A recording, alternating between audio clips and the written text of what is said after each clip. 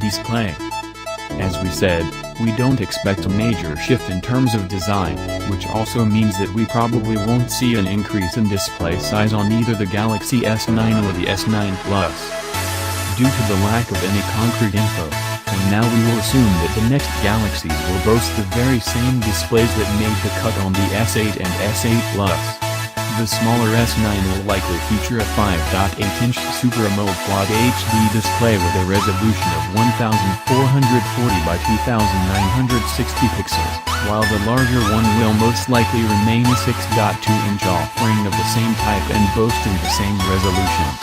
We are also quite certain that the 18.5:9 aspect ratio will be here to stay, and while it's true that most kinds of multimedia don't make full use of the display since they're shot in other aspect ratios, such a tall but narrow screen is rather useful to hold and use even with a single hand.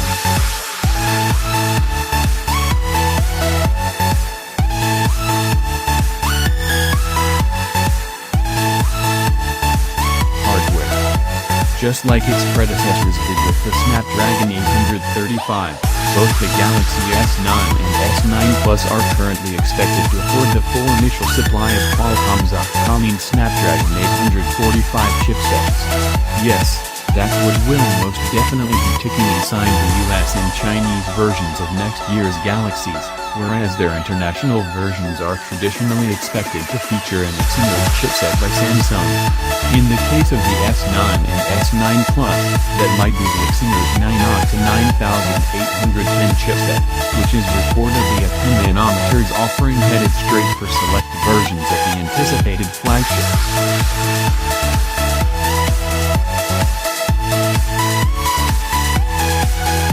Camera. Actually, Samsung announced two brand new ISO camera sensors recently, which is heavily hinting that one of those two might make their way into the Galaxy S9 and S9 Plus. The first one is the 12MP dual pixel ISO-fast 2L9, which comes with 1.28 MP and uses its pixels for both fast autofocusing and depth of field effects, just like the new Google Pixels do. The second one is the ISOCELL Slim 2x7, which is the first camera sensor whose pixels are 0.9 in size. Reportedly, this won't lead to subpar image quality in low light conditions as Samsung has minimized noise and color crosstalk. Another feature that we could potentially see with the Galaxy S9 and S9 Plus is 4K video recording at 60 FPS. This feature is coming to the Galaxy Note 8 file software update, which most likely means the Galaxy S9 and S9 Plus will have it out of the box.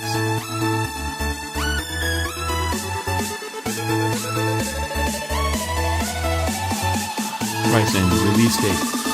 Due to the lack of any indications of the price so far, our prediction is that the Galaxy S9 and S9 Plus will initially cost as much as the S8 and S8 Plus did at launch, though it will likely be safe to add a potential $50 Samsung tax added on top. With that in mind, we put the Galaxy S9 and S9 Plus in the same ballpark. The Galaxy S9 will likely start at $749. Whereas the S9 Plus could be initially priced at around $849. Including the $50 leeway we mentioned earlier, we could be faced at a Galaxy S9 starting at $799 to $899 for its larger counterpart. But when are we going to see the next big things unveiled? Traditionally, Samsung had the habit of unveiling its flagship material a day or two before MWC in Barcelona kicked off, though last year it opted for a separate keynote a month later after the trade show in order to have the full media attention to itself. Theoretically, both scenarios could happen in 2018 as well, meaning that we might see the Galaxy S9 and S9 Plus at MWC 2018. Or at a separate media event later that spring. MWC 2018 is kicking off February 26, 2018, which means that February 25 could be it.